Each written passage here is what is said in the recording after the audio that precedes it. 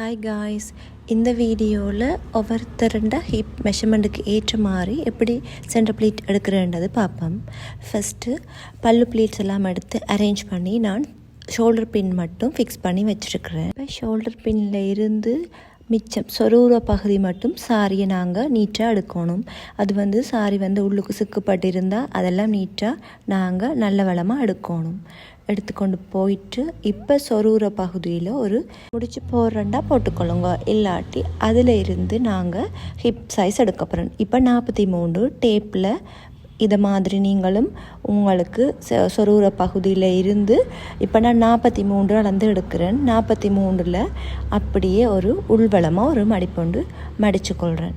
மடிச்சுட்டு அந்த லைன் வர மாதிரி மடிச்சிருக்க பகுதியில் அப்படியே ஒரு பின்னொண்டு குத்திக்கொள்கிறேன். இந்த பகுதியை அப்படியே நாங்கள் கீழே விட்டுறணும். விட்டுட்டு அதுக்கப்புறம் ஷோல்டர் பின்னில் இருந்து நான் எடுக்கிற மாதிரியே எடுத்து இடுப்புண்ட பின் பகுதியை அப்படியே சுற்றி கொண்டு வாரம் சாரியால் சுற்றி கொண்டு வந்து காலையும் இதே மாதிரி சாரியை காலுக்குள்ளால் எடுத்து இப்போ இடுப்புண்ட முன்பகுதியில் எங்களுக்கு எவ்வளோத்துக்கு சாரி இறக்கி குத்தோணுமோ அந்த அளவுக்கு நாங்கள் அளவு பார்த்து பின்னொண்டு அதில் அளவுக்காக பின்னொண்டு குத்தி கொள்ளணும். பின் குத்தின பிறகு திருப்பி நாங்கள் முதல் மாதிரியே சாரியை நோமலாக காலுண்ட வெளியால் எடுத்துட்டு அதுக்கப்புறம் 2 பகுதியும் முதல் இருந்து ஒரு பின் குத்தி இருக்கோம். முதல் குத்தி இருந்த பின் சொரூர பகுதியிலிருந்து ஒரு பின் குத்தி இருக்கோம். இப்போ 2 பகுதியுமே 2 பகுதிக்குள்ளேயும் இருக்கிற இடம்தான் எங்களுக்கு சென்டர் ப்ளீட் எடுக்கக்கூடிய பகுதி.